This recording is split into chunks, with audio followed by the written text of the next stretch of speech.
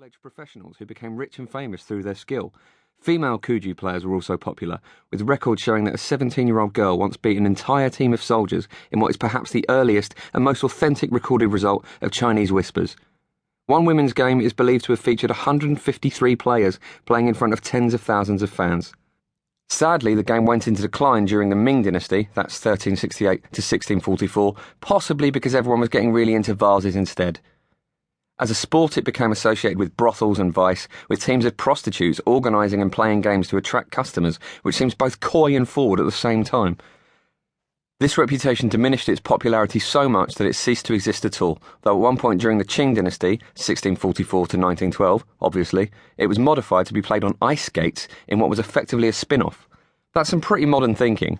If this has happened before, and as football becomes more like a product than a sport, then it can only be a matter of time before we get the Premier League, on ice, or perhaps a World Cup in Antarctica.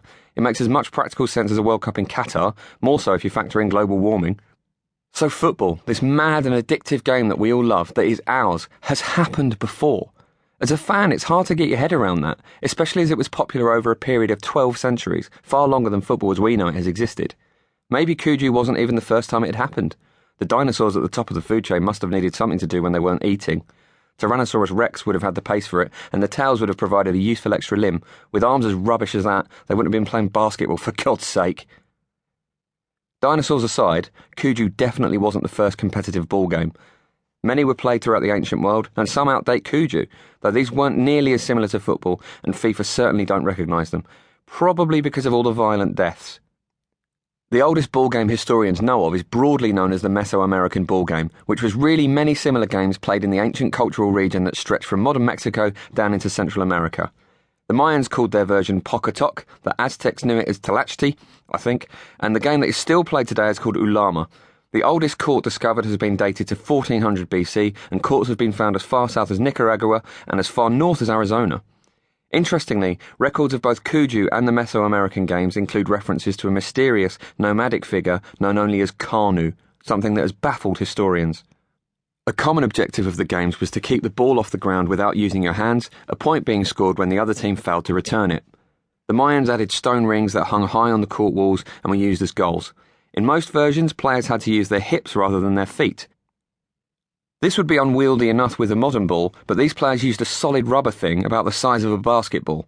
It was also played on a stone court, meaning players would end up bloodied and bruised from simply playing the game as it was supposed to be played. There are many accounts of players dying from internal bleeding caused by the injuries they sustained. It's all pretty horrifying, and that's before we even get to the human sacrifice. If you didn't die from playing the game, you could be killed for losing it, with the captain of the vanquished side, or sometimes the entire team, offered up as a sacrifice for the gods. I would definitely have died doing this were I around at the time.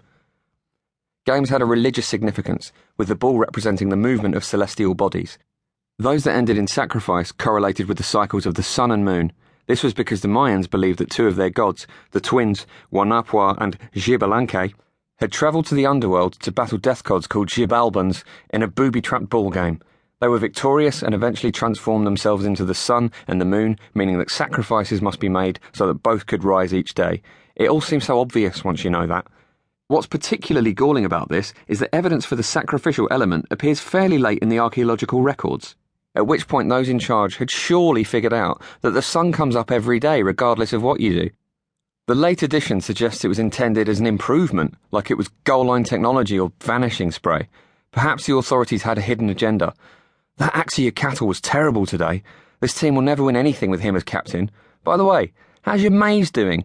Mine is awful. The gods must be seriously displeased. Mine is exactly the same. Hang on. I've got an idea. Much of the art depicting the sacrifices made at the game shows decapitation, leading some scholars to believe that the newly available supply of heads were then used as balls. At least the rubber balls didn't have teeth. The pressure must have been unbearable.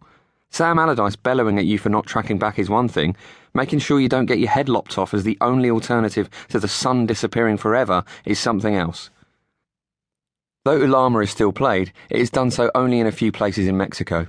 When the Catholic Spanish conquistadors arrived in the 16th century, they suppressed the game because of what they considered to be pagan elements, and because they favoured a high-pressing, quick-tempo passing game, and the gruesome practice of human sacrifice came to an end. Recently, it has been reintroduced in preparation for the 2022